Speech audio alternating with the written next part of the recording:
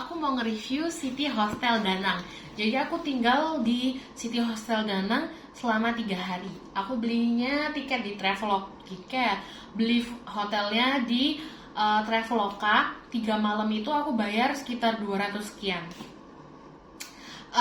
Jauh daripada yang aku ekspektasikan. Adalah pertama, aku suka karena WhatsApp-nya mereka responsif. Kedua, mereka ternyata menyediakan laundry dan juga motorbike rental. Ini yang aku miss waktu aku lihat itu. Aku cuma lihat ya udah hostel, ya udah gitu kan. Aku mah pokoknya yang murah gitu kan hostel. Ternyata di dalam dia juga nyediain full service yang ada motorbike rental sama laundrynya itu. Jadi aku kayak wow, ternyata hostel aku lengkap loh ya gitu kan. Tahu gitu aku nyewa motor di dia aja gitu kan, tapi kan aku ternyata nyewanya udah terlanjur di luar dengan harga yang lebih murah dari yang aku temukan. Jadi pada saat video ini dibuat Februari 2023, harga sewa rental motornya itu 140.000 Vietnamese dong untuk motor yang semi otomatik. Kayaknya yang otomatik. Kalau yang semi otomatik atau yang motor bebek itu lebih murah, mungkin 120 kalau nggak salah. Itu untuk 24 jam.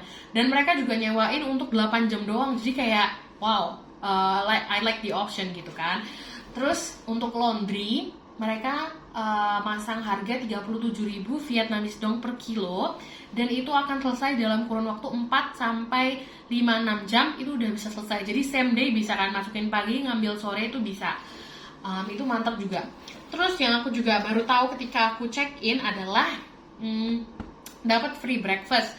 Free breakfastnya itu bukan buffet tentunya, tapi ada 4 menu yang bisa dipilih, 4 menu makanan dan 3 menu minuman.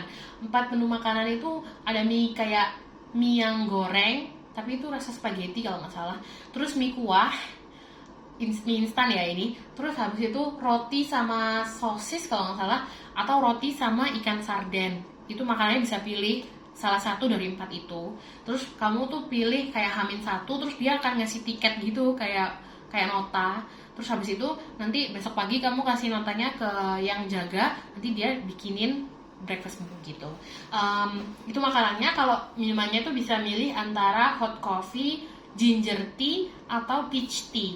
Kalau kayak airnya aja bisa ngasih gitu kan, tapi ternyata nggak ada. Jadi harus ada itu. Cuma bisa milih 3 itu. Tapi aku ngeliat di meja mereka di depan itu ada ini kayak bisa refill isi ulang air per 500 ml itu 5.000 Vietnamese dong. 500 ml ya, per 500 ml itu 5 Vietnamese dong. Nah itu tuh aku baru tahu ketika hari kedua apa hari ketiga gitu. Di saat aku tuh udah ngebeli yang minuman 1 liter di market depannya City Hostel. Itu ada yang namanya Green Market kalau nggak salah. Aku beli yang seliteran gitu kan. Gitu fasilitasnya. Selain itu juga ternyata di City Hostel itu juga ada sepedanya gratis. Waktu aku check-in udah dibilang we also provide free bike, tapi aku kayak free bike, tapi kan aku nyewa motor, ngapain aku naik sepeda gitu kan. Akhirnya aku naik, nggak sempet pakai sepedanya, maksudku gitu. Terus positifnya lagi adalah lokasinya aku suka banget karena Dragon Bridge itu sebenarnya sangat mungkin pakai jalan kaki aja itu bisa ke Dragon Bridge. Terus berarti kalau ke Dragon Bridge bisa, Night Market tuh juga sebenarnya masih bisa jalan kaki. Terus dekat gereja katedral, karena aku kan itu kebetulan aku memang ngelewatin hari Minggu ya, jadi nyari yang deket biar tinggal jalan kaki. Itu katedral. Terus sebelahnya City Hostel itu jualan makanan gitu, jadi kayak kalau lapar nggak bingung deh mau cari makan apa. Terus apa lagi ya, lokasinya udah ini. Terus minusnya kalau yang aku alamin adalah kamar mandinya itu kayak nggak dibersihin tiap hari gitu loh. Bahkan sampai airnya itu klok gitu, maksudnya kan kalau aku cuma nyiram dikit ya dia langsung masuk kan, langsung ngalir. Tapi kalau aku udah mandi kan air kan muncul terus, itu tuh menggenang gitu. Jadi kayak aduh, sebelum aku tuh mandi sampai pakai sendalku yang agak ada haknya gitu, jadi biar kakiku nggak kena air menggenang gitu. Itu sih sebenarnya sangat mengganggu sih, tapi kayak aku ya gimana ya, namanya juga 200.000 3 malam, aku nggak bisa protes gitu kan. Jadi itu dan kamar mandinya itu kan aku dapet, jadi dorm aku isinya 12 orang. Terus ada kamar mandi depan kamar kita itu 4 bilik, 2 bilik WC, 2 bilik shower. Di salah satu bilik WC itu ada yang WC plus shower gitu.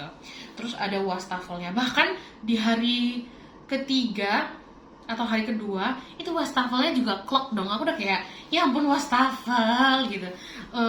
Sebel. Maksudnya kan sikat gigi, cuci muka kan di situ kan. Biasanya lancar, maksudnya itu tuh nggak, eksesnya tuh nggak bikin mampet gitu loh. Kalau mandi kan oke lah mungkin rambut atau apa gitu kan ya. Kan kalau cuci muka, sikat gigi apa yang bisa bikin mampet gitu. Terus kenapa sampai ini juga apa namanya menggenang. Bro udah kayak aduh sebel banget, aku nggak suka. Nah tapi tipsnya adalah untuk kamar mandi ya, tipsnya adalah di belakangnya front office itu ada kamar mandi juga, satu kamar mandi WC plus shower. Dan itu karena kan itu nggak ada kamar yang make itu kan, karena itu kayak di belakangnya front office, jadi itu jarang yang pakai, jadi dia lebih lancar saluran airnya. Akhirnya hari keempat sebelum aku check out, sebelum aku baru balik dari Hoi An, aku mandinya di situ karena aku tahu kalau aku mandi di kamar mandi yang depan kamarku pasti clog lagi, dan aku udah kayak udah iu banget gitu. Jadi aku udah kayak padahal aku mandi di bawah aja gitu. Nah aku kan dapat lantai 2, front office-nya di lantai 1. Jadi aku kayak bawa barang-barang apa namanya, bawa pakaian, alat mandi aku turun, aku mandi di situ. Dan yap bener airnya lancar. Jadi aku hari terakhir kayak terbebaskan dari rasa iuh itu gitu. Jadi aku mandi di situ, terus udah. Jadi itu ini ya, masalah dan solusinya enggak, tapi sebenarnya solusinya mereka harusnya beresin atau bersihin kamar mandi itu tiap hari. Ada juga yang waktu aku ke Bana Hills pagi-pagi itu aku ngeliat kamar mandinya kayak gitu kan, kayak kotorannya apanya yang bikin apa sisa-sisahannya itu di saluran air tuh kayak gitu kan, di salah satu kamar mandi. Pas aku pulang dari sana Bana Hills itu masih kayak gitu. Jadi aku kayak ini fix nggak ada yang bersihin. Jadi kayak I'm really questioning the cleanliness of the bathroom. Itu minusnya itu kayak kayak banyak fasilitas yang bagus, banyak hal bagusnya, tapi ketika itu kayak jelek banget tuh kayak rasanya aku kayak aduh kayak eman gitu kan. Tapi ya gimana ya, nggak ada yang sempurna. Jadi ya kalau mau dapat fasilitas semuanya bagus ya memang harus bayar mahal gitu ya, ke hotel kayak ini kan, hotel ya agak mahal ya. Bagus. Selain kamar mandi, minus yang lainnya adalah aku itu kan dapat kamar yang deket jendela. Jendelanya tuh kotor ininya, rangkanya kan ada ininya, bisa dibuka, terus kan biasanya ada tempatnya tuh di jendela ini ya, masukannya gitu. Nah itu tuh kotor, kayak aduh ini kok nggak pernah dibersihin gitu kan. Jadi kayak I'm really questioning gitu kan, di sini tuh kebersihannya gimana. Tapi tempat tidurnya sheetnya, bantalnya, selimutnya bersih. Tapi terus waktu aku lihat ke sela-sela sebelah sana yang mepet tembok, aduh kayak ada katen bat gitu. Terus aku udah kayak aduh serem gitu. Maksudnya kayak nggak tahu bekas apa gitu kan, kayak kenapa kok aku pilih hostel? Karena tuh kalau liburan kan aku banyak waktu di luar. Hostel tuh cuma tempat tidur, jadi benar-benar yang kayak tidur, mandi, terus pergi dari pagi sampai malam, balik tidur, mandi, besok pagi lagi, pergi lagi gitu. Jadi kayak benar-benar nggak perlu menurutku yang nyaman banget. Tapi kalau misalnya hari terakhir kan aku memang nggak pengen yang kayak gitu. Jadi aku suka ngambil hotel kayak gini, karena aku akan spend banyak waktu untuk istirahat di kamar gitu, dan lebih sedikit waktu di luar gitu. Jadi akhirnya ambil hotel kalau hari terakhir. Di hostel ya kayak gitulah, harus fasilitas hostel ya seperti itu gitu. Terus ya kebersihan. Jadi menurutku masalah utamanya adalah kebersihan sih.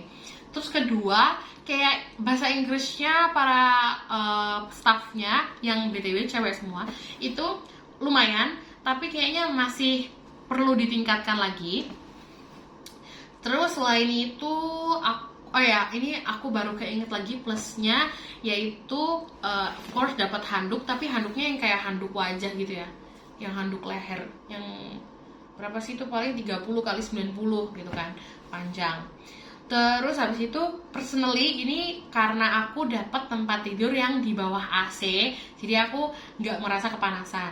Karena satu kamar itu AC-nya cuma satu yang deket aku, jadi aku nggak kebayang kalau misalnya aku dapat kamar yang di sana itu pasti aku kepanasan.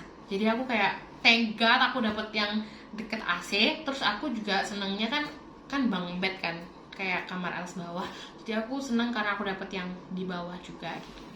Terus mereka juga ada ngasih lokernya di bawah tempat tidur. Ya waktu itu aku agak questioning adalah ketika kok pas mereka buka locker punyaku kok ada isinya gitu kan. Aku kayak loh kok ini ada jaketnya. Jadi mereka kan nganterin aku ke kamar, ya this is your bed and you have locker. Terus sama dia dibuka, lah ada isinya gitu kan. Terus aku kayak loh barang siapa gitu kan. Terus sama dia langsung dibawa gitu kan. Terus udah kok dikosongin gitu. Ya udah, terus aku bisa naruh barangku di situ. Terus apa lagi ya? Ya udah itu aja sih. Jadi plusnya dapat breakfast dan ada motorbike rental, bike-nya free, terus apa namanya ada laundry-nya, bisa ngisi air minum juga ternyata gitu. Itu sangat poin plus buat aku. Itu aja review City Hostel. Kalau aku nginep lagi nggak? Kayaknya sih kemungkinan aku akan nginep lagi, dengan catatan ketika aku nginep aku pasti akan mandi di di kamar mandi yang di belakangnya front office, karena khususnya kalau kamar mandi yang buat kamarku itu clogged atau menggenang. No, aku akan mandi di kamar mandi belakangnya front office. Itu review buat City Hostel Danang. So that's it.